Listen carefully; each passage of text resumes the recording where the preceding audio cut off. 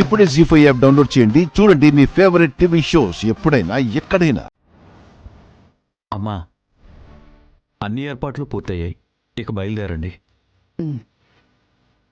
శివ, పద నాన్న.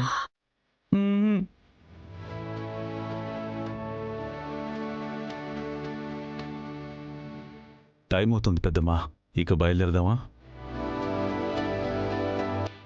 శివ, ఇక్కడి నుంచి వెళ్ళడం మనకు అవసరం. కావాలంటే మళ్ళీ వద్దాం నాన్న. ఇప్పుడు వెళదాం పద. జాబిల్లి దొరుకుతుంది అనుకున్నాం, దొరకలేదు. కానీ దొరుకుతుందన్న నమ్మకమైతే ఉంది. ఖచ్చితంగా దొరుకుతుంది శివదేవా. నేను రాను. అవును అంకుల్, జాబిల్లి దొరకడానికి ఇంకెంతో టైం పట్టదు. ఇక్కడి నుంచి వెళ్ళిపోతే జాబిల్లి దొరకదని మీరు భయపడకండి. కావాలంటే నేను ఇక్కడే ఉండి వెతికి పెడతాను. జాబిల్లి దొరికిన తర్వాతే హైదరాబాద్కు వస్తాను.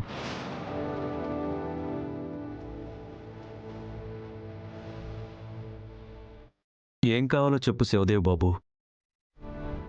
పోనీ నువ్వు కూడా ఇక్కడే ఉండిపోతావా? అలా ఎలా ఉంటాడు తేజ? శివదేవుని వదిలేసి నేను మాత్రం ఎలా ఉంటాను?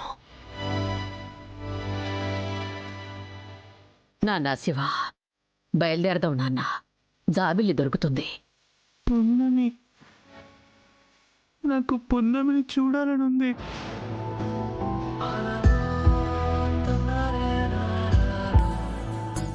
పున్నమి ఇంకా రాలేదు, నాకు పున్నమిని చూడాలనుంది.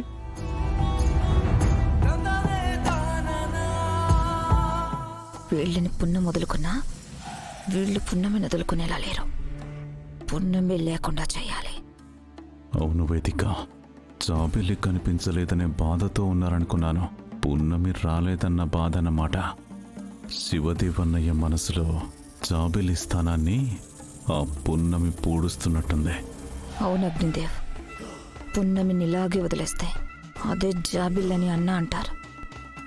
దాన్ని వదలకూడదు. మనం ఇంకోసారి ఇక్కడికి వచ్చేలోపు పున్నమిని లేపేయమని చెప్తాం. పున్నమి మామూలుగా వచ్చేది, ఈ రోజు రాలేదు. ఎందుకో అర్థం కావడం లేదు.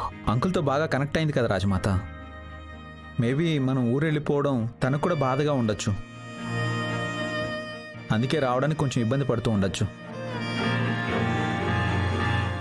అలానే అనుకోవచ్చు, కానీ మనకన్నా ముఖ్యమైన పని ఏదైనా ఉండొచ్చు కదా.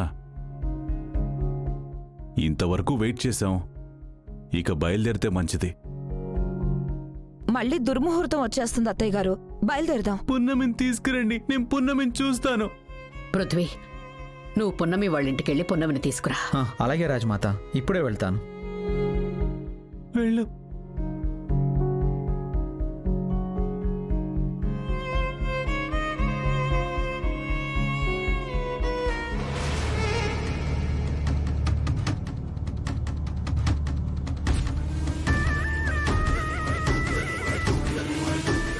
జీ5 యాప్ డౌన్లోడ్ చేసి అన్ని ఎపిసోడ్స్ పూర్తి ఉచితంగా చూడండి.